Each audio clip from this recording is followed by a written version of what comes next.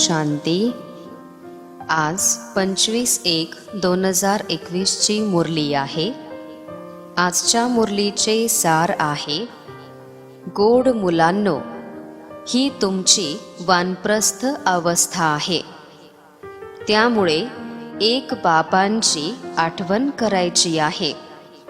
निर्वाण धामला जाण्याची तयारी करायची आहे.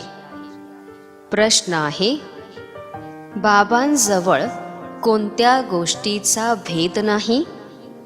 उत्तर, गरीब किंवा सावकारीचा. प्रत्येकाला पुरुषार्थानुसार आपले उच्च पद प्राप्त करण्याचा अधिकार आहे. पुढे चालून सर्वांना आपल्या पदाचा साक्षात्कार होईल. बाबा म्हणतात, मी गरीब निवाज आहे, म्हणून आता गरीब मुलांच्या सर्व आशा पूर्ण होतात. ही शेवटची वेळ आहे. जसे म्हणतात की कोणाचे धन मातीमध्ये दबून जाईल तर कोणाचे जळून जाईल, आणि जे बाबांना अर्पण करतात त्यांचे सफल होते. गीत आहे, आखिर वह दिन आया आज, म्हणजे शेवटी तो दिवस आज आला. ओम शांती. ह्याचा अर्थ खूप सोपा आहे. प्रत्येक गोष्ट सेकंदामध्ये समजून घेण्याची आहे. सेकंदामध्ये बाबांकडून वारसा घ्यायचा आहे. मुलांनी जाणले आहे की बेहदचे बाबा आले आहेत, परंतु हा निश्चय सुद्धा काही जणांचा कायम राहत नाही. जसे लौकिक संबंधांमध्ये मातेला मुलगा झाला तर लगेच समजतात की ही जन्म देणारी आणि पालन करणारी आहे. तसेच हे पण लगेच समजायला हवे. आता तुम्ही मुलं जाणता, भक्ती नंतर भगवंत येतात. आता भक्ती किती वेळ चालते, कधी सुरू होते, हे दुनियेमध्ये कोणीही जाणत नाहीत. तुम्हा मुलांशिवाय कोणीही जाणत नाहीत. तुम्ही सांगू शकता भक्ती कधी सुरू होते. मनुष्य तर म्हणतात परंपरेने चालत आली आहे. ज्ञान आणि भक्ती दोन गोष्टी आहेत. ते म्हणतात सुद्धा की अनादी म्हणजे बऱ्याच काळापासून चालत आली आहे, परंतु अनादीचा अर्थ सुद्धा समजत नाहीत. हे विश्व नाटक अनादी काळापासून फिरत आले आहे. ह्याचा आदी आणि अंत नाही. मनुष्य तर असेच थापा मारत राहतात. कधी म्हणतात एवढे वर्ष झाले, तर कधी म्हणतात एवढे झाले. बाबा येऊन सर्व काही सिद्ध करून सांगतात. शास्त्र इत्यादी वाचल्याने कोणाला बाबांची प्राप्ती तर होतच नाही. बाबांची प्राप्ती सेकंदात होते. सेकंदामध्ये जीवनमुक्ती. हे पण कोणाला माहीत नाही की बाबा कधी येतात. कल्पाचे आयुष्य मोठे केले आहे. आता बाबा तर जाणतात आणि मुलं सुद्धा सर्व काही जाणतात, परंतु हे आश्चर्य आहे जे 10-20 वर्षांमध्ये पण काही जणांना पूर्ण निश्चय होत नाही. निश्चय झाल्यानंतर कधीही असे म्हणणार नाहीत की हे आमचे पिता नाहीत. हे तर खूप सोपे आहे. तुम्हाला मूल बनण्यामध्ये पण बराच वेळ लागला आहे. 10-20 वर्षांमध्ये पण पूर्ण निश्चय झाला नाही. आता तुम्ही कोणाला परिचय देता तर सेकंदामध्ये निश्चय होऊन जातो. जसे जनकची गोष्ट सुद्धा शेवटच्या काळातीलच आहे, कारण दिवसेंदिवस हे खूप सोपे होत जाते. असे चांगले मुद्दे निघतात, त्यामुळे लगेच कोणालाही निश्चय बसतो. बाबा म्हणतात, मुलांनो, अशरीरी भव.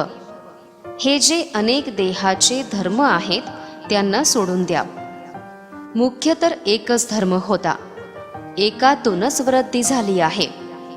हे वेगवेगळ्या मनुष्यांचे सृष्टीरूपी झाड आहे.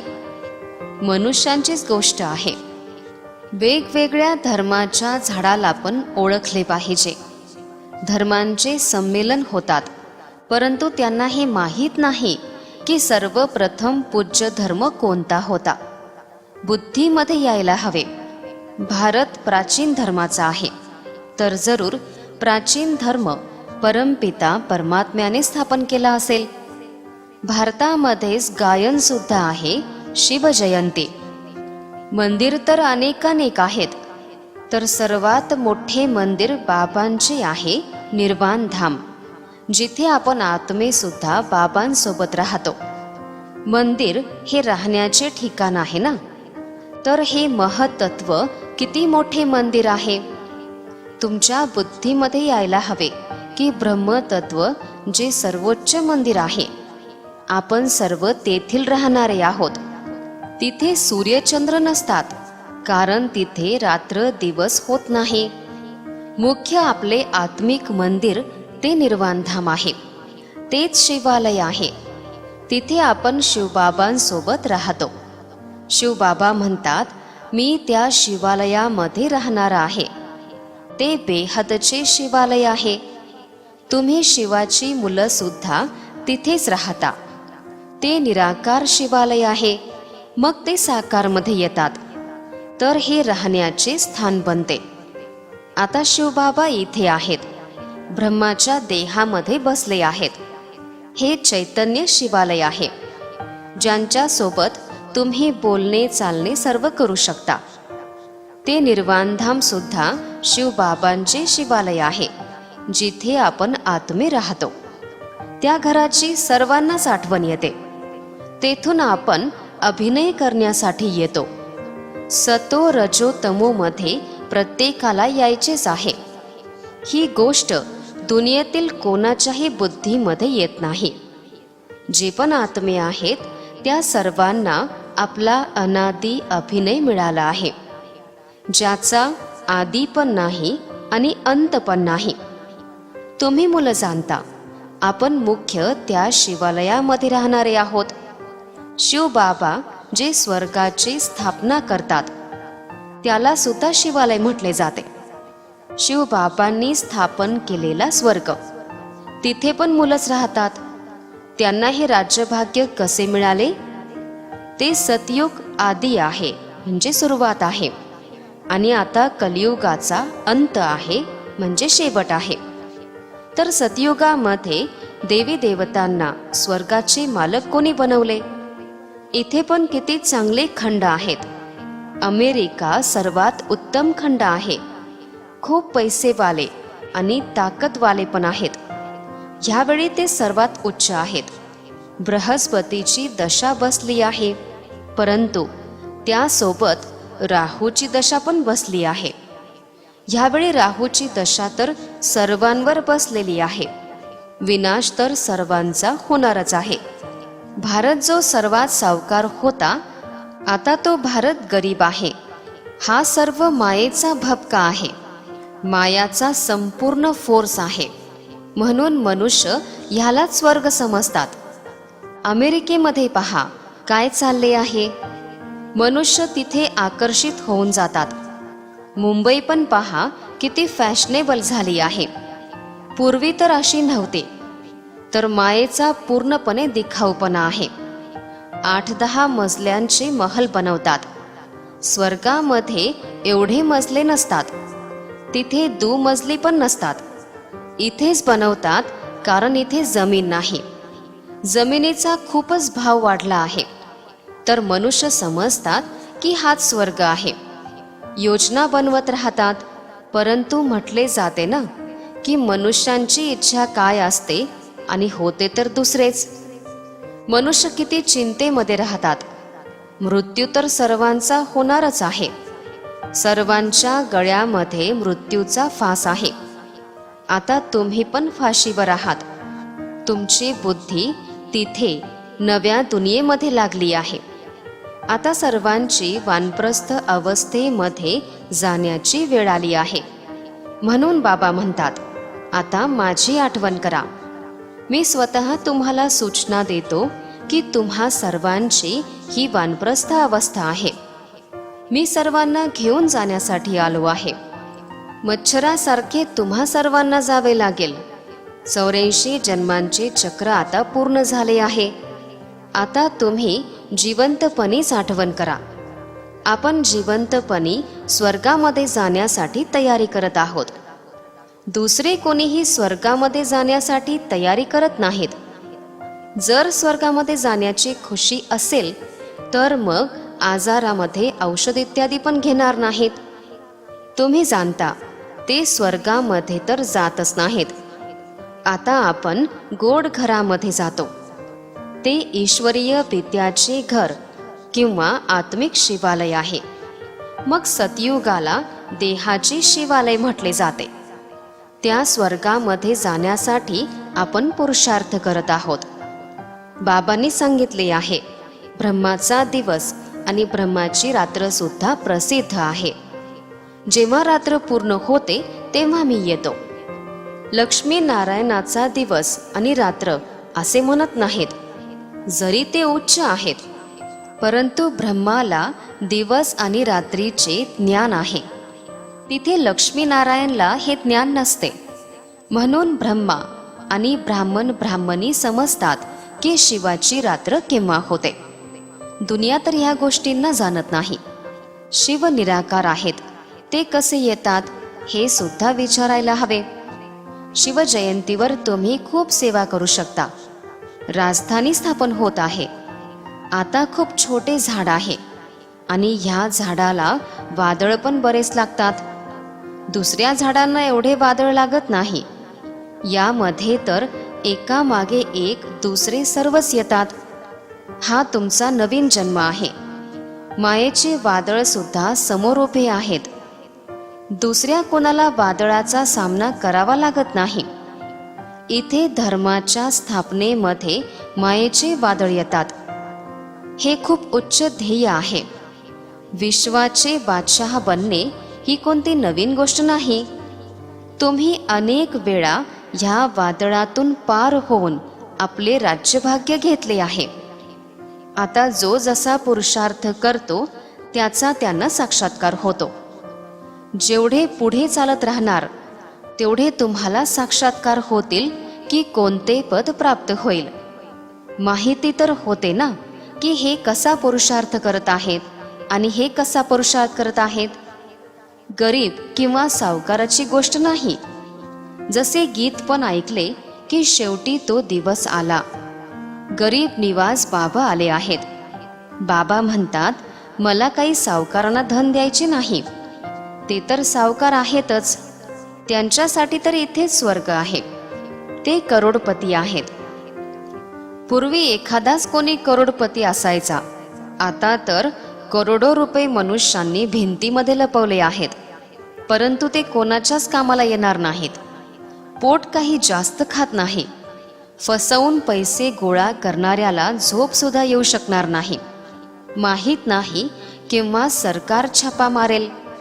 बाबा म्हणतात, आठवणीत ठेवा, ही शेवटची वेळ आहे. आता कोणाचे धन मातीमध्ये दबून जाईल, कोणाचे जळून जाईल आणि सफल त्यांचे होईल जे साईच्या नावावर म्हणजे बाबांच्या नावावर खर्च करतील. धनी तर आता स्वर्गाचे मालक बनवत आहेत.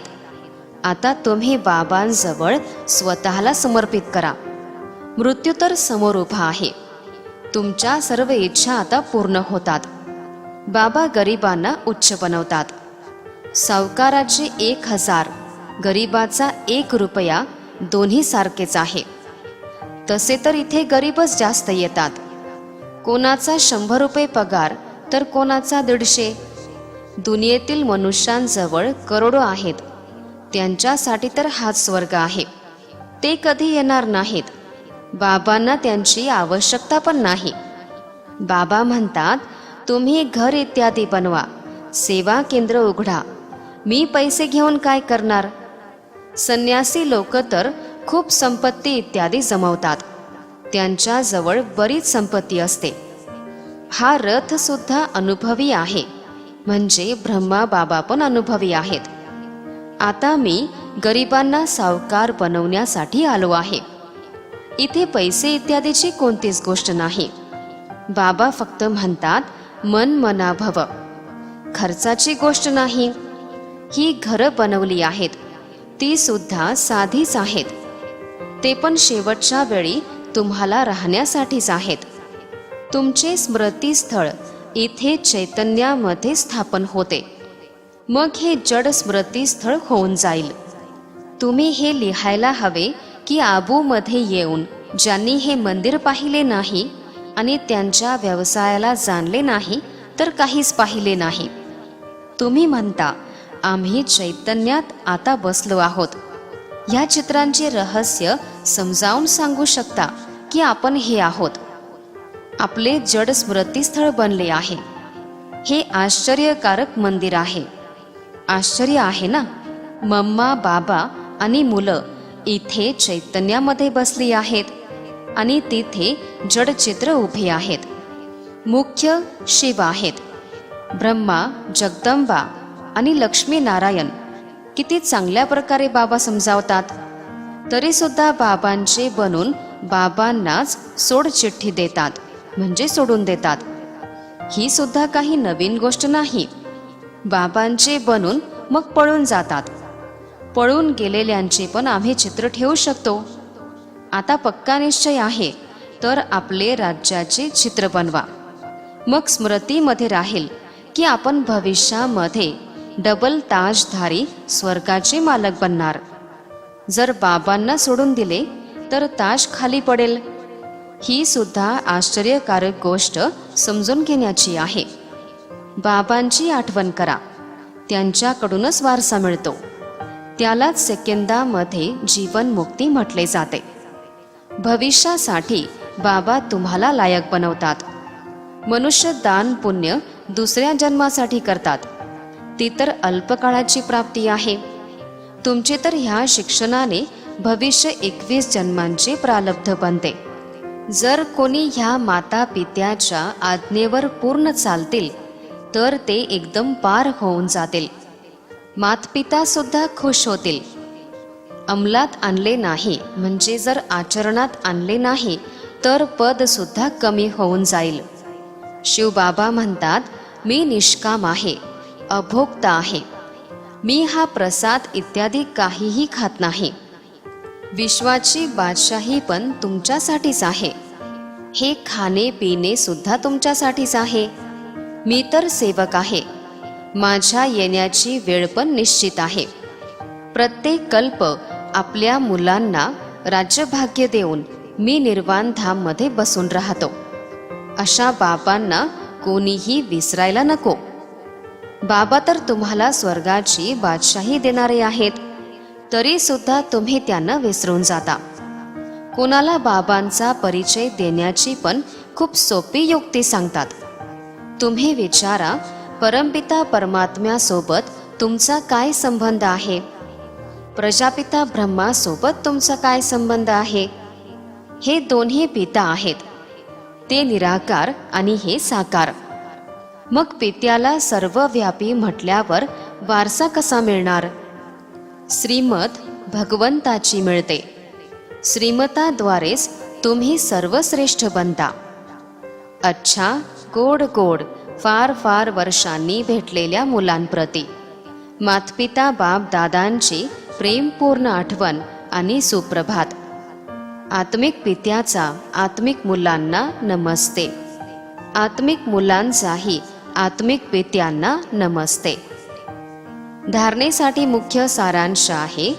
पहिला सारांश, मायेच्या वादळांना पार करून बाबांकडून पूर्णपणे वारसा घ्यायचा आहे. माता पित्याच्या ज्ञानाला आचरणात आणायचे आहे. दुसरा सारांश, जुन्या दुनियेला विसरून नव्या दुनियेची आठवण करायची आहे. मृत्यूच्या आधी बाबांजवळ स्वतःचे सर्व अर्पण करून टाकायचे आहे. आजचे वरदान आहे, बालकसो मालकची शिडी चढणारे आणि उतरणारे, बेफिकर डबल लाईट भव.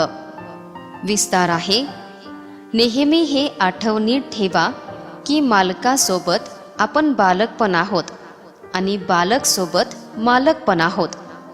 बालक बनल्यावर नेहमी बेफिकर डबल लाईट राहणार आणि मालक अनुभव केल्यावर मालकपणाचा आत्मिक नशा राहणार.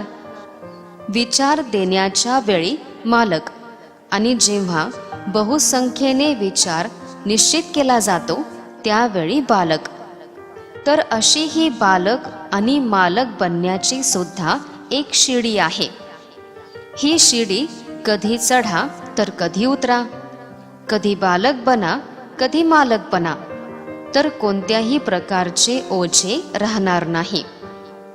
आजचे बोधवाक्य आहे, जे पुरुष म्हणजे आत्मा समजून रथाद्वारे म्हणजे शरीराद्वारे कार्य करतात तेच खरे पुरुषार्थी आहेत.